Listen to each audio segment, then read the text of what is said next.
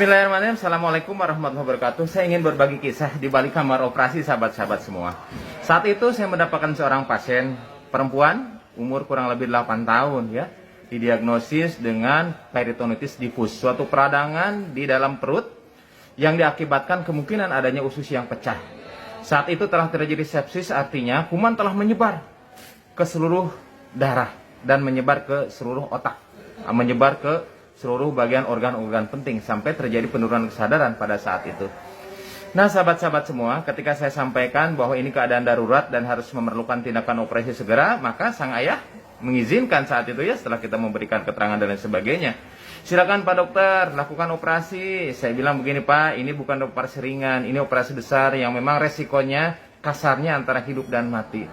Kemudian si bapak itu pun tersenyum. Insya Allah Pak Dokter, saya ridho. Kemudian lakukan tindakan operasi, dan ternyata tindakan operasi sahabat-sahabat semua, apa yang diperkirakan memang benar. Terjadi kebocoran di usus halus perbatas dengan usus besar. Kemudian dilakukan pencucian di perut dan lain sebagainya. Akhirnya karena usus tidak bisa disambung, usus itu disimpan, dijahit di permukaan perut, sehingga dia BAB itu dari perut bukan dari anus. Kemudian kondisi kritis pun kita lalui di kamar operasi ya, saturasi oksigen sempat turun, kemudian nadi sangat meningkat ya, dan diputuskan untuk dirawat di ICU sahabat-sahabat semua. Ternyata kemudian pasien dirawat di ICU, setelah dirawat di ICU dalam 2 hari ternyata ada perbaikan yang signifikan. Angka infeksi yang ditunjukkan oleh leukosit akhirnya turun dari 32.000 menjadi 12.000. So penurunan yang sangat signifikan sahabat-sahabat semua, di mana normalnya maksimal 10.000. Kemudian pasien sudah bisa berbicara. Tadinya tidak bisa berkomunikasi, tadinya kehilangan kesadaran, seperti orang apatis.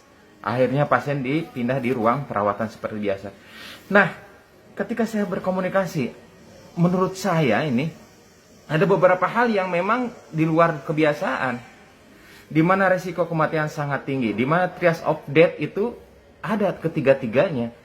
Saya komunikasi dengan ayahnya, Pak, alhamdulillah operasi ini lancar Pak. Kira-kira doa apa sih yang Bapak lanjutkan, yang Bapak lantunkan? Pak Dokter, sebetulnya saya nggak punya doa apa-apa, tetapi suatu hal yang bisa saya lakukan adalah terus-menerus berterima kasih kepada Allah. Ketika anak saya menangis, terima kasih ya Allah, saya masih menyaksikan anak saya menangis. Artinya anak saya masih hidup Pak Dokter.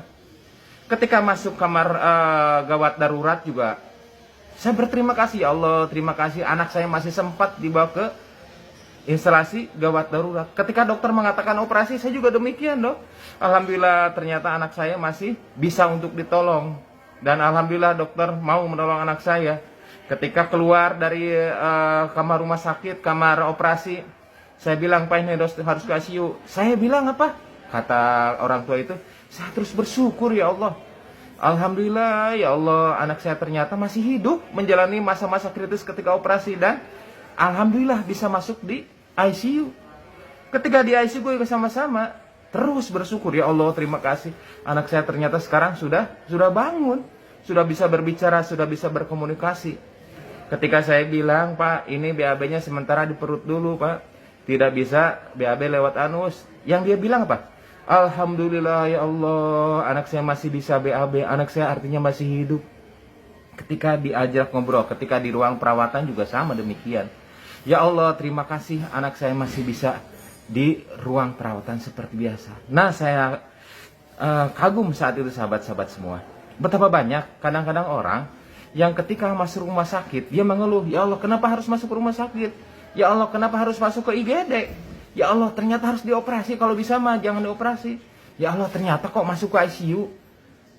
Dan lain sebagainya sahabat-sahabat semua. Peristiwa sama tetapi dengan penyikapan yang berbeda ternyata akan berdampak sangat signifikan. Betapa saya merasakan ketika operasi itu demikian mudahnya, demikian lancarnya. Betapa saya sendiri merasakan operasi yang tadinya mempunyai tingkat resiko sangat tinggi saat itu, ya, asa 4E saat itu. Ternyata Allah mudahkan sahabat-sahabat semua.